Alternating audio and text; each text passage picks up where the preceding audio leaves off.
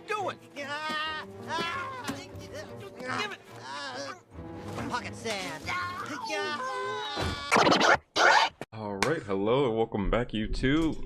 We are continuing our nostalgic deep dives today. Revival of one of our nostalgic shows that I believe we looked into back when we were looking at Adult Swim.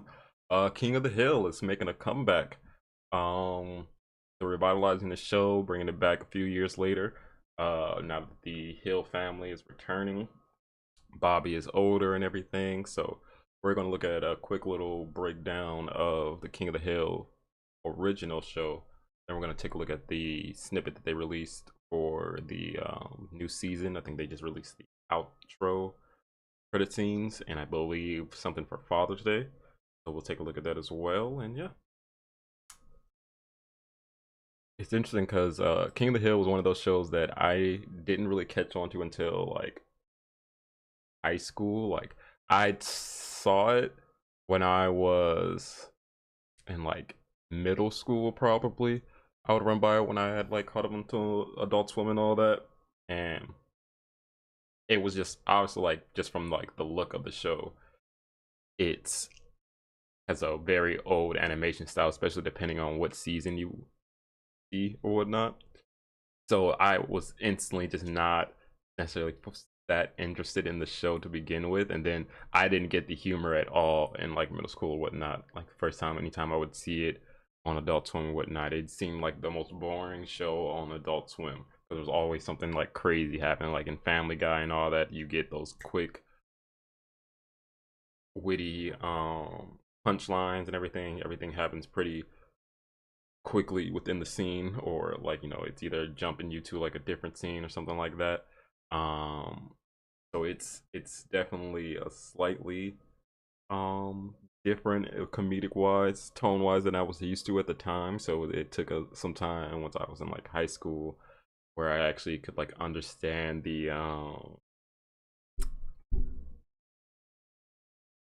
topics that they were going through and everything. So we're gonna take a quick little deep dive into that, because once I was able to actually understand the comedy, it is definitely like one of the funniest shows. Some of the characters on there are a lot of the characters on there are so well written and like get rounded out so well later in the seasons. And it's like an interesting viewpoint of like how they satirize, make everything like so satirical with like each character is like, you know, so it doesn't take anybody serious. It's like it's almost not as wild as South Park can get, but like as far as like how anybody can get it, they are definitely on that same level.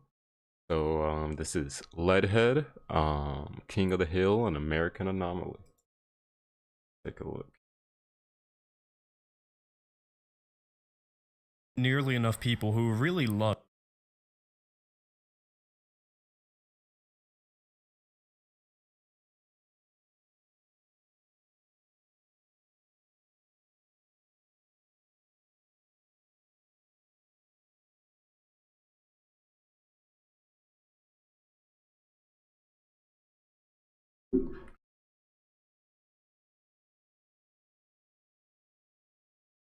King of the Hill. As bold a claim as this is coming from me, I genuinely believe the King of the Hill can compete with every other comedy show I've watched.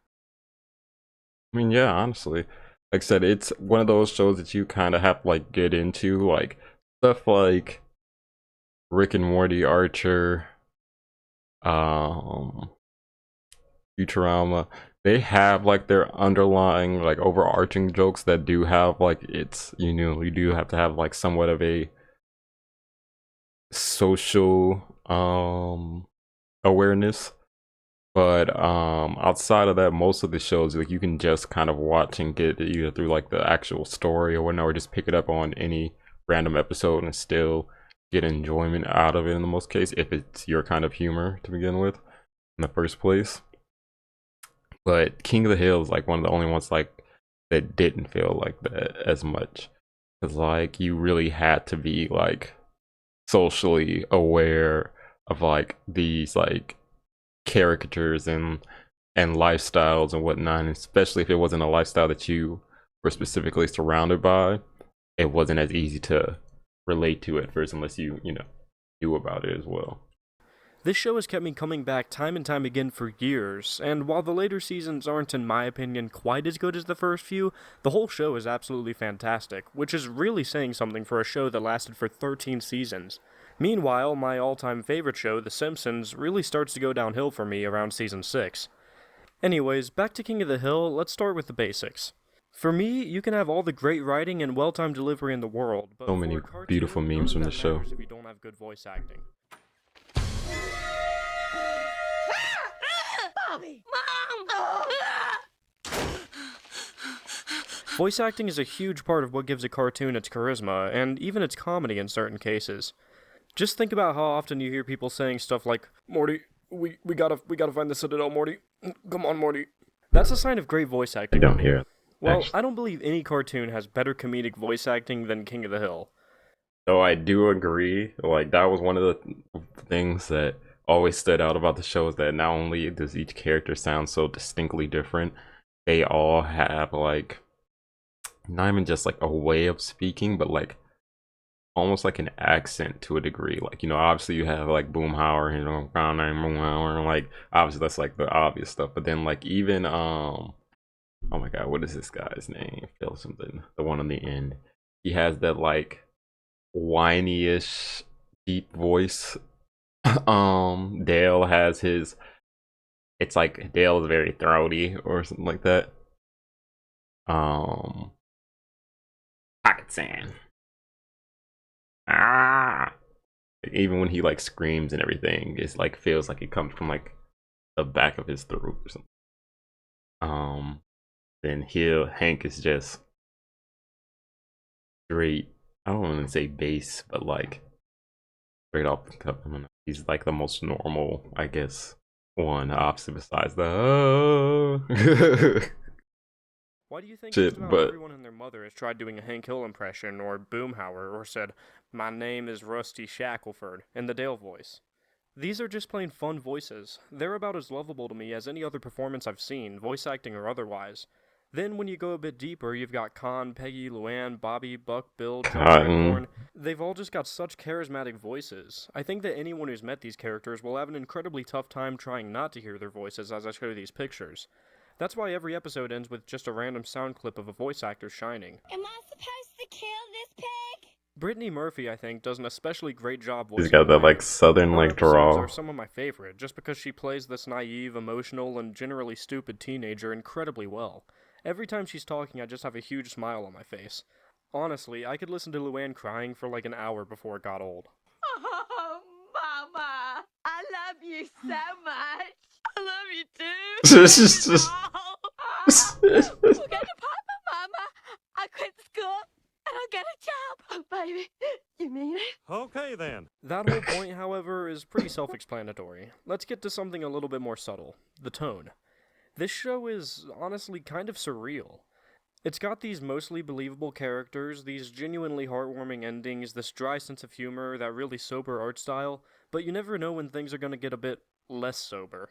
Crazy dream sequences where Bobby is having nightmares about puberty, weird and quickly undermined visual symbolism, characters that are just outright ridiculous, like this man named H. Dumpy, who looks like an egg and runs a plus-size Each Dumpy is low-key crazy. Dumpy. clothing store. Then you've got episodes like Peggy's Magic Sex Feed and Cotton walking around with no shins or kneecaps. Or that time that Bobby got up on stage at a comedy club and Cotton is like before Uncle Ruckus was one of the wildest men out here. Oh my. You gotta watch out. That's all I like to say. He fought for this country, hey, but hey, that man. walking around with no shins or kneecaps. Or that time that Bobby got up on stage at a comedy club and started reading all of this stuff he heard on a KKK website. Okay. How many people here are lucky enough to be members of the Nordic subgroup of the Aryan race? Can I see some hands? It's all just so strange. You come into this show and immediately see nothing but totally believable situations, which are then pushed ever so slightly past the brink of insanity. As much as I love The Simpsons, I think that this is, at times, an even more enjoyable way of satirizing things than that show's classic sarcasm and sassiness. For instance, let's take a look at Halloween. This episode is about a Christian fundamentalist who's trying to cancel Bobby's last Halloween as a preteen. See, I mean, because like the general premise of it all is like the same with The Simpsons, Family Guy, all that. It's like, the parodying the like quote unquote nuclear family. And that's why you have like literally in The Simpsons he works at a nuclear power plant and everything. Like it's not as like on the nose as like oblongs or anything, but like that's like the whole gist of it, to poke fun and parody, the general family man or whatnot. I mean, and then that's where you get Family Guy, obviously. But so I feel like Simpsons was always made for like the whole family in mind. Like, and it can have its more like risque moments, I feel like, and it can definitely cover like heavier topics and such. And it can have like some complex storylines and whatnot. So I'm not saying it's like a cartoon or anything like that, but it definitely doesn't go to the route of like Family Guy or South Park with going extremely vulgar or anything. Uh, but where it comes with like versus King of the Hill, I feel like it's a difference of like the satire is really written in like the characters themselves versus, I mean, all the characters, like I said, it's still like the general premise of each one is still the same. It's just like, I guess, the delivery in itself.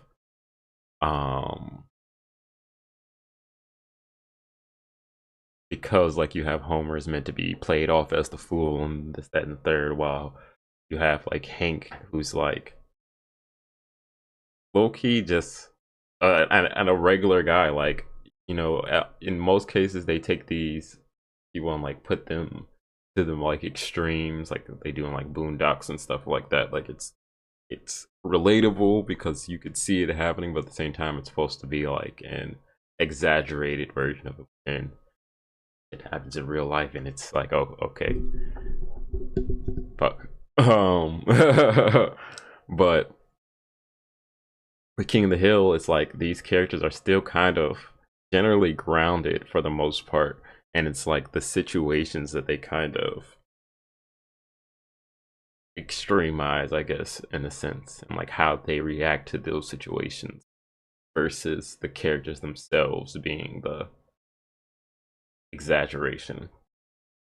I mean, and again, they're all exaggerated still to a degree, but like I said, I feel like they don't stretch it out as much as like the other ones, and obviously don't go as hard in the paint for it, but still very complex character nonetheless.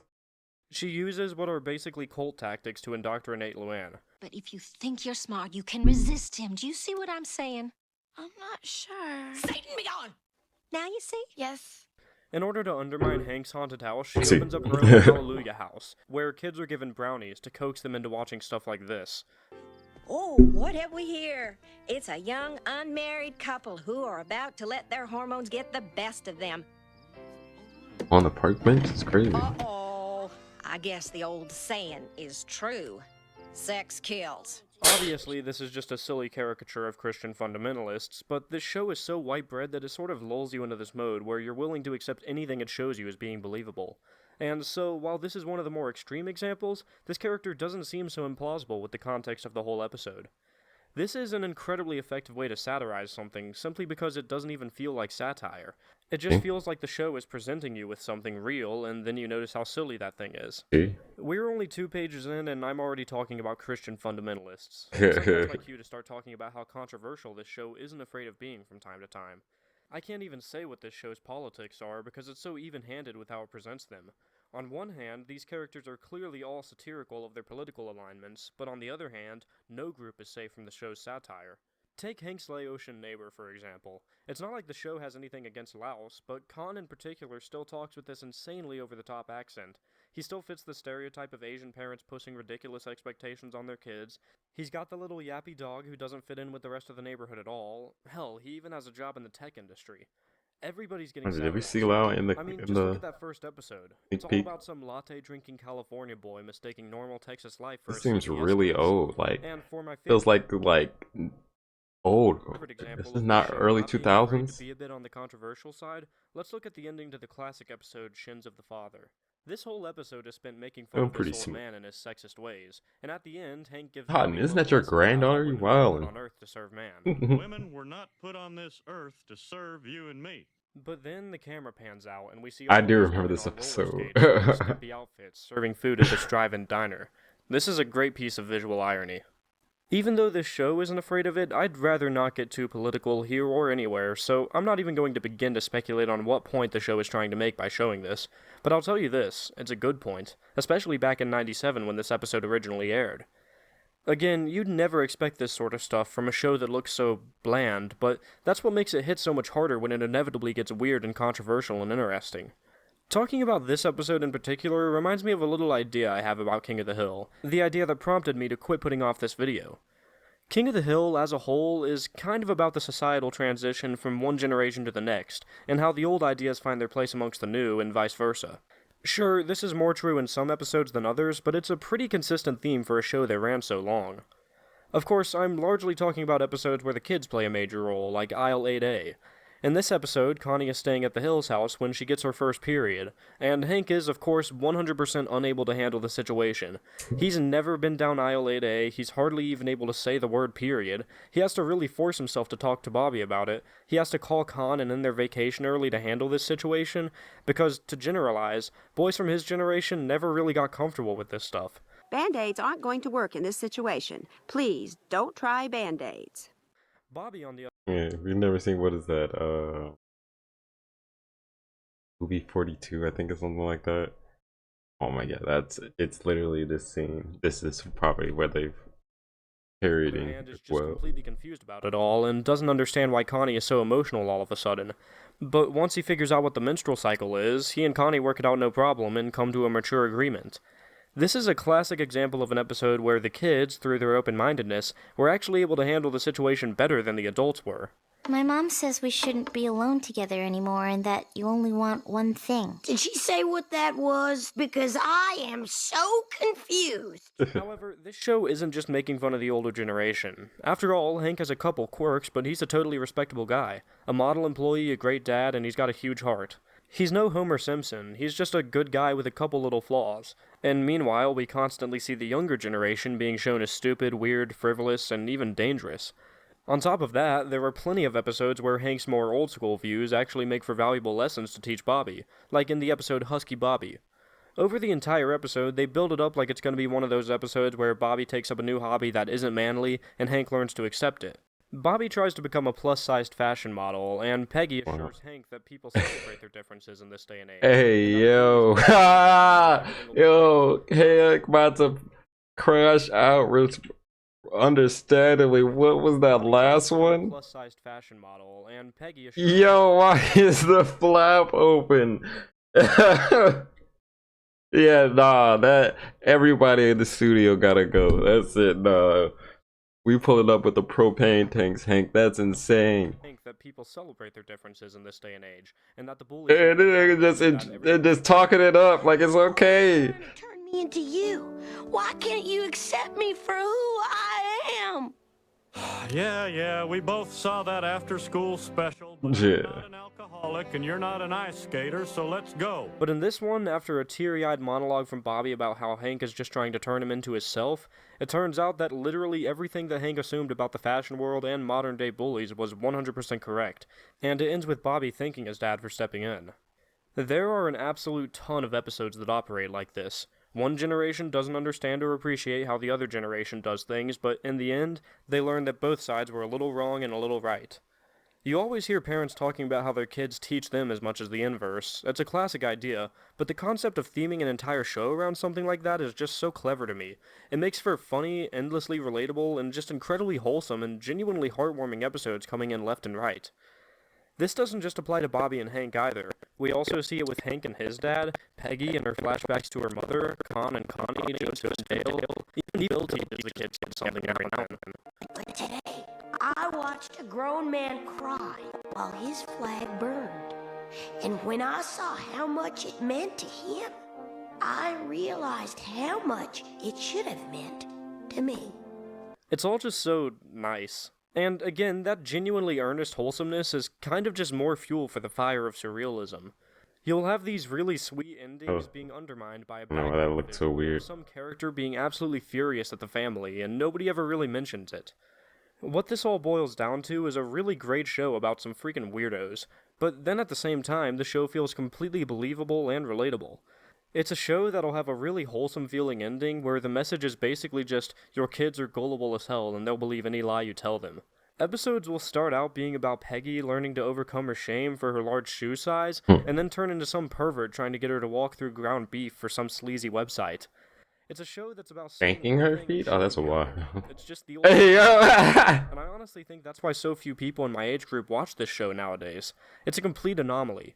You never really know how to feel about an episode once you're done with it. I mean, even after watching it for all these years, I still can't decide which corner of the political compass the show generally Yo, y'all still watching it is crazy. It couldn't be more obvious.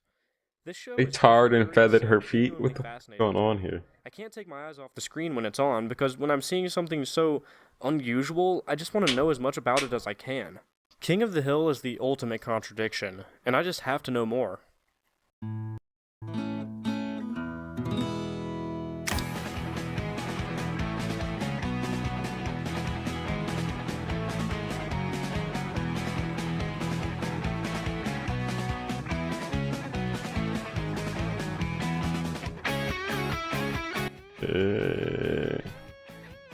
Where's my cowbell? Is that a triangle or a cowbell? Alright, we're gonna take a look at the new release, a credit sequence and like a 50-second little snippet we can take a look at. Well, wait. Why aren't you listening?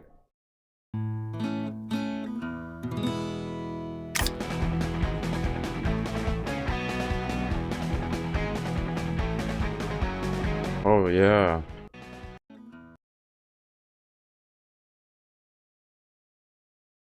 It's unfortunate to see as well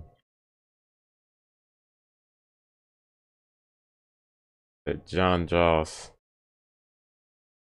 the voice actor who did John Redcorn, fortunately, I can't just say passed away. Life was taken just as the reboot was being announced.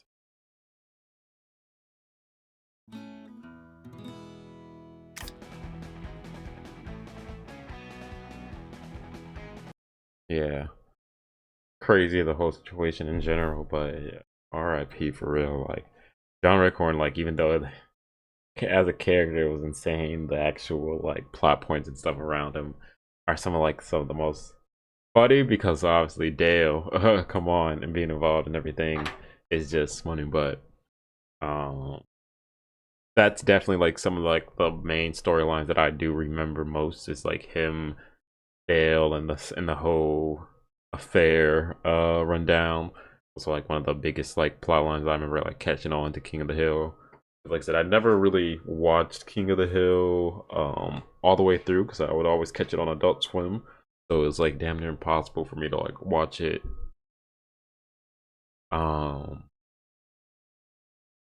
like from episode 1 to episode, season 13 or whatnot. I mean, not impossible, I just never caught it in order or whatnot. I know I've seen like a lot of it sporadically, but never like in a cohesive order. I feel like I gotta see when the actual new season drops. Just tell us at the end of here, actually. And see if I can rewatch the show, like, and actually watch it from like beginning to end before the show comes down, because I remember it's like on like the Daria level of like the word narration, but like that's what I remember how it looked. The earlier seasons looked and felt at least, just maybe just animation style and style wise.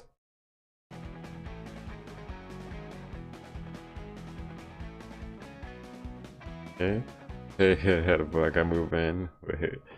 Okay, they had the Corona series. Wait, wait. Oh, he's crying because they moved. That boy. Uh-oh. He got Corona. Anyways, hey, everybody social distance. Still half wearing his mask. This sounds about right. Did he run for mayor? Hey, Bobby. August 4th? Oh yeah, no, I definitely have time. I definitely have time. Catch up. Okay, and then they did a little snippet for Father's Day. Look who's here. Hey, Bobby, come give your old man a big handshake. Nowadays, Dad beers Handshake. tell stories. Bobby, beers don't need to tell stories. They just need a fridge to keep them cold. Nobody likes a warm beer. The end. 5 stars? I'm gonna give you a 4. Fair. That way it gives you something to work towards. Let me know when you need me to take over, since I'm a professional now. A professional comedian if you think I'm gonna let you take over for me.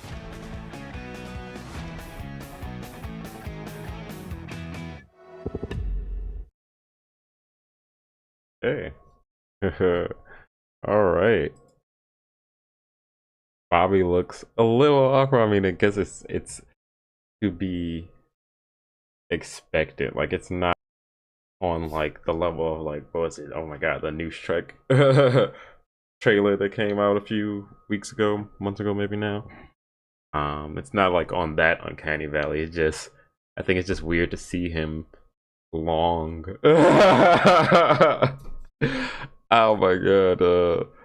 But no, I'm definitely hyped for it. I'm gonna definitely see if I'll rewatch the series before the show actually drops. August 4th. So yeah, I got a couple months, so I can definitely do that.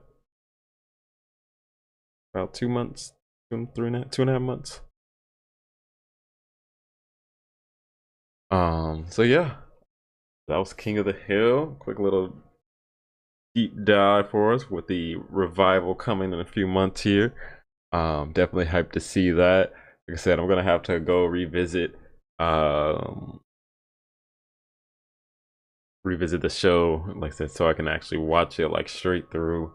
I know there's a lot of it that I missed from back then, and I don't think I've even watched it since like it was airing on Adult Swim, which I don't think it's even doing anymore now.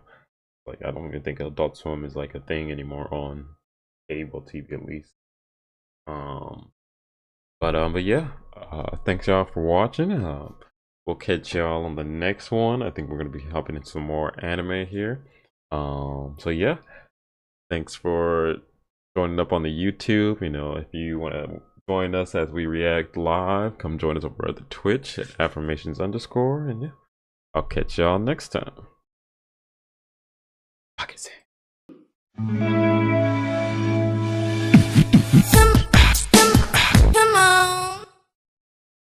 That makes a lot of sense. A lot of nonsense.